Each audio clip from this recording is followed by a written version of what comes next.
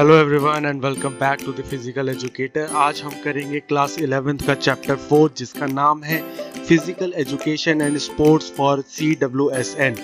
CWSN stands for children with special needs, जिनको हम दिव्यांग भी बोलते हैं।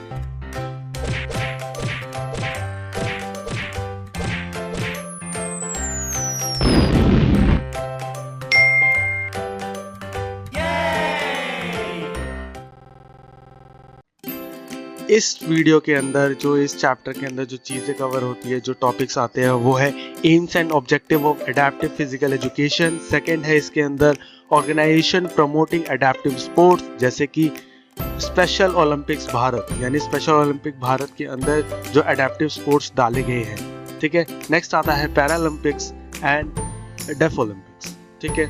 इसके बाद जो है थर्ड वो है concept of inclusion, its need and implementation, और लास्ट है role of various professional for CWSN। ठीक है।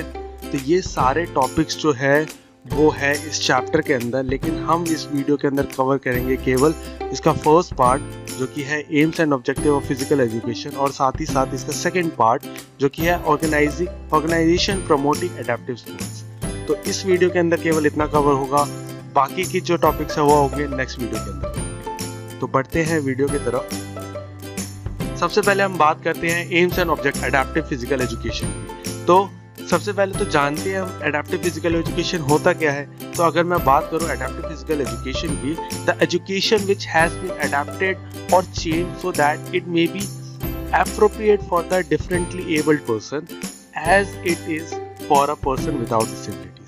क्योंकि देखो, हम एजुकेशन का जो नॉर्मल तरीका क्या होता है कि मैं बोल रहा हूँ, आप सुन रहे हो, उसको समझ रहे हो, उसको देख रहे हो, जैसे मैं हैंड जेस्चर्स कर रहा हूँ, जो मैं चीज़ें लिख रहा हूँ, तो ये होता है नॉर्मल स्टडी का तरीका।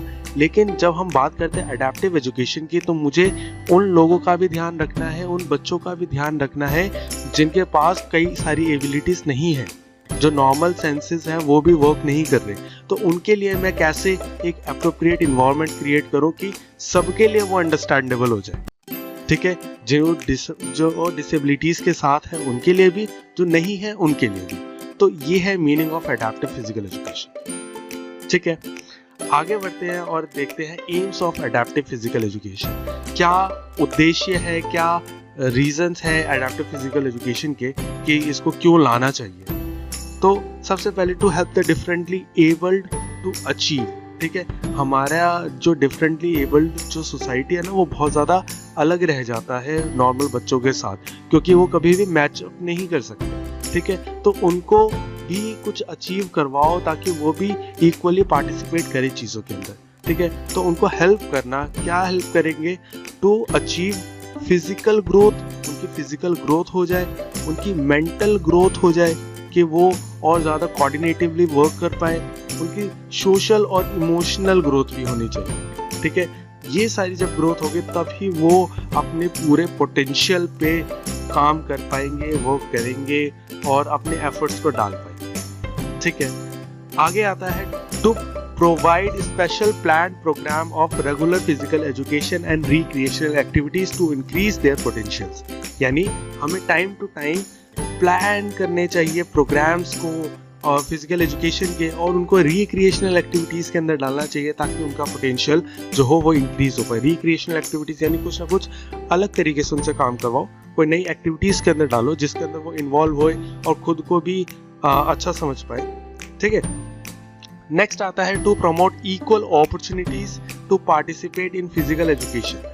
अब दिक्कत क्या है एडेप्टिव फिजिकल एजुकेशन में, जो चिल्ड्रन विद स्पेशल नीड्स हैं वो कई बार सेफ्टी मेजर्स उनके लिए बहुत मुश्किल हो जाते हैं। तो इसलिए फिजिकल एजुकेशन में अगर तुम पार्टिसिपेट करवा रहे हो तो उनका थोड़ा सा ज़्यादा ध्यान रखना पड़ेगा ताकि वो सेफली और सक्सेसफुली पार्टिसिपेट कर पाए उस गेम के अंदर।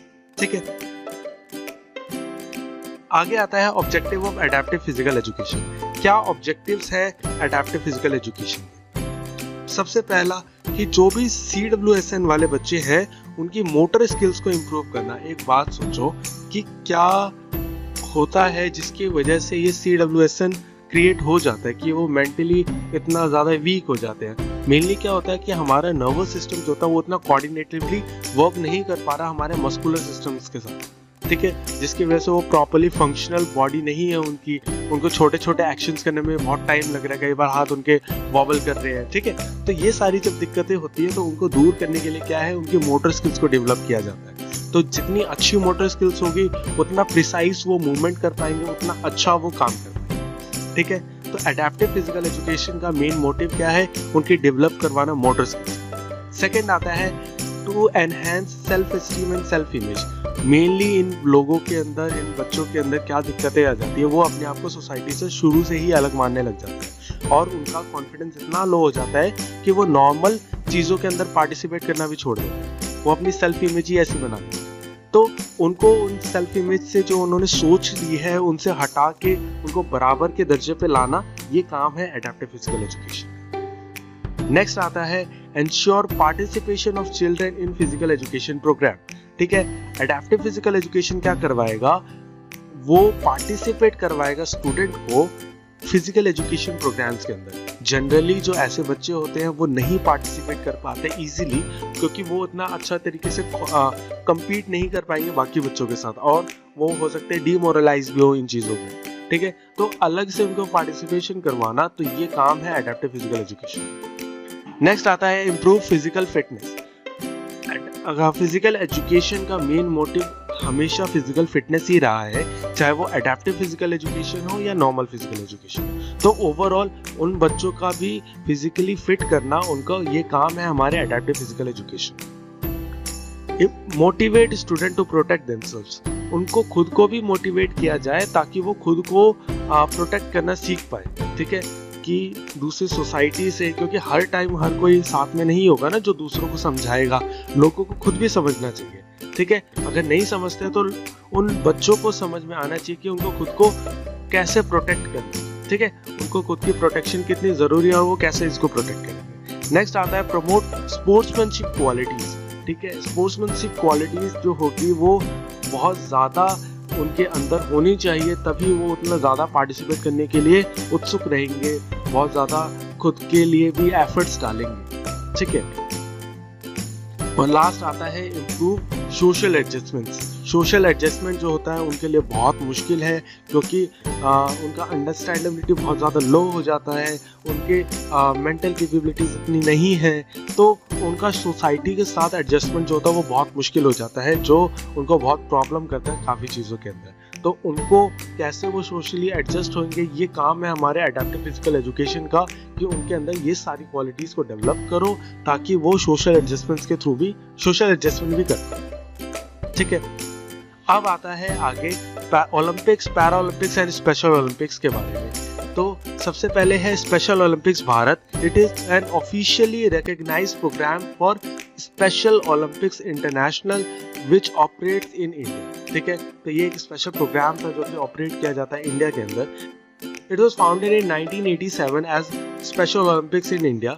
इसकी जो ओथ थी वो थी let me win but if I can't win let me be brave winner, ठीक है। मैं जीतूंगा, अगर मैं जीत नहीं पाया तो मैं कम से कम इतना ब्रेवली अटेम्प्ट तो कर पाऊँ, ठीक है। क्योंकि एक बात सोचो, उनकी कैपेबिलिटीज इतनी लो है फिर भी वो इतना हाई मोटिवेशन के साथ इतने अच्छा स्पोर्ट्स परफॉर्मेंसेस दिखाते हैं जो कि आउट ऑफ द बॉक्स है, बिल्कुल सोचा ही नहीं जा सकता, ठीक है। तो बहुत ज़्यादा एफर्ट्स चाहिए, बहुत ज़्यादा ब्रेवरी चाहिए, ठीक है। तो स्पेशल ओलंपिक भारत जो था वो प्रमोट करता था इन सारी चीज़ों को, ठीक है। नेक्स्ट आता है पैरालंपिक्स। पैरालंपिक्स क्या है? A series of international contest for athletes with disability. जितने भी एथलीट जो है जो कि डिसेबल है उनके लिए एक इंटरनेशनल कंपटीशन कराया जाता था जो कि पैरेलल चलाया जाता था समर एंड विंटर ओलंपिक्स, ठीक है। जैसे नॉर्मल ओलंपिक्स होते थे वैसे ही होते थे पैरालंपिक्स भी। ये जो था फर्स्ट जो पहली बार हेल्ड हुआ वो हुआ 1960 के अंदर रोम के अंदर। इन सब चीज़ों को हैंडल करे थे हमारे आईपीसी, ठीक है। ये था सारा कुछ पैरालंपिक्स के बारे में। और लास्ट आता है इसके अंदर डेफ ओलंपिक्स। डेफ ओलंपिक्स क्या है? डेफ ओलंपिक्स जो था उसको पहले बोला जाता था वर्ल्ड गेम्स फॉर डेफ्स, ठीक है। अब उसका नाम चेंज कर डेफ ओलंपिक्स कर दिया, जो कि फर्स्ट हेल्ड हुआ था पेरिस के अंदर 1924 के अंदर। और ये हर 4 साल पे होता है पैरेलली चलाया जाता है बाकी गेम्स के साथ भी। जो एथलीट हियरिंग लॉस को हियर कर रहे हैं और जिनका हियरिंग लॉस एटलीस्ट 55 डेसिबल्स है, ठीक है, वही पार्टिसिपेट कर सकते थे इन कंपटीशन के अंदर। और इन कंपटीशन के अंदर हियरिंग एड को यूज करना बिल्कुल भी अलाउड नहीं था। तो जैसे वो जिस कंडीशन में है उसी कंडीशन के अंदर कितना वो बेस्ट पार्टिसिपेशन कर सकते हैं। तो ये है डेफ ओलंपिक्स, ठीक है। और इसका मोटो था इक्वालिटी थ्रू स्पोर्ट्स, ठीक है। हमें मेन दिक्कत क्या है, ये सारे जितने भी बच्चे होते हैं, जितने भी लोग होते हैं, ये सोसाइटी से इतना डीमोरलाइज हो जाते हैं कि वो अपने आप को अलग फील करने लगते हैं। तो उनको उस इक्वालिटी को वापस दिलाना, उस स्पोर्ट्स में वापस लाना, ये काम है हमारा सबका, हमारा सोसाइटी का, ठीक है। जब तक हम ये खुद नहीं करेंगे तब तक ये पॉसिबल नहीं है। तो काफ़ी सारे इनिशिएटिव्स लिए गए, जैसे कि डेफ ओलंपिक्स, पैरा ओलंपिक्स, ये सारे कुछ इनिशिएटिव है जो कि और लोगों के द्वारा भी लिए गए कि इसको प्रमोट किया जाए, ठीक है। तो मेनली हमें लेके आनी इक्वालिटी, चाहे वो कुछ भी हो, किसी भी जेंडर का हो, किसी भी कोई भी प्रॉब्लम के अंदर हो, हमेशा हमें इक्वली ट्रीट करना चाहिए, ठीक है। बाकी के जो टॉपिक्स है वो होंगे हमारे नेक्स्ट वीडियो के अंदर, जो कि है chapter 4 part 2। So subscribe to the channel and thank you so much for watching.